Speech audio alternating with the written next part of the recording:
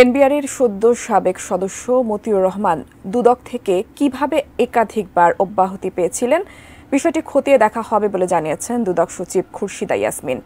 একই সঙ্গে পুলিশের সাবেক আইজিপি বেনজির আহমেদের স্ত্রী সন্তান ও মতিউর রহমানের দুই স্ত্রী এবং এক পক্ষের সন্তানের সম্পদের হিসাব চাওয়া হয়েছে বলেও জানান তিনি। তাওহিদ সুরভ জানাচ্ছেন বিস্তারিত। দ্বিতীয় স্ত্রীর ছেলের ছাগল কাণ্ডে আলোচিত এনবিআরের সদ্য সাবেক সদস্য মতিউর রহমান সেই সন্তানের বিদেশি জীবনের আলোচনায় উঠে আসে তার সম্পদের বিষয়টিও।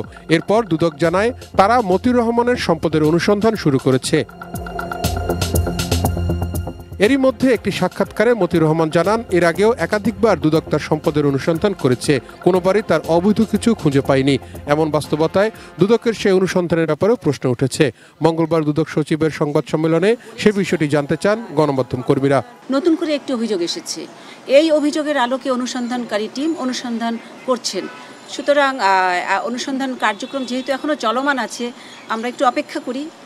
সব রেকর্ডপত্র আমাদের কমিশনে রয়েছে, সবকিছুই খতিয়ে দেখা হবে।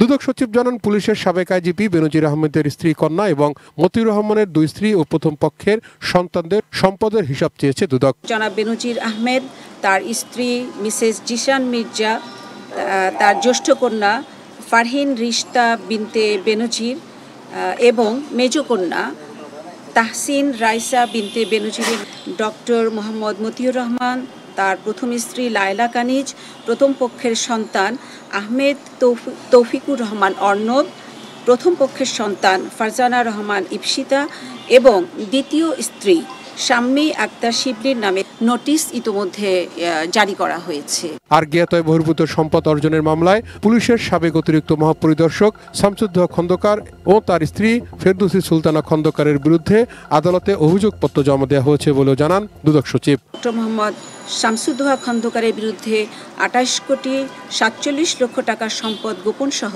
২৭ কোটি ৪৮ লক্ষ টাকার জ্ঞাত আয় বহির্ভূত সম্পদ অর্জন এবং মিসেস ফেরদৌসী সুলতানা খন্দকার পেশায় একজন গৃহিণী হওয়া সত্ত্বেও তার ব্যাংকে কিছু অস্বাভাবিক লেনদেনের তথ্য পাওয়া গেছে।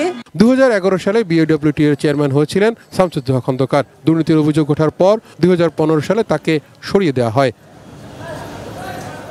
তাওহিদ সুরভ, এটিএন নিউজ, ঢাকা।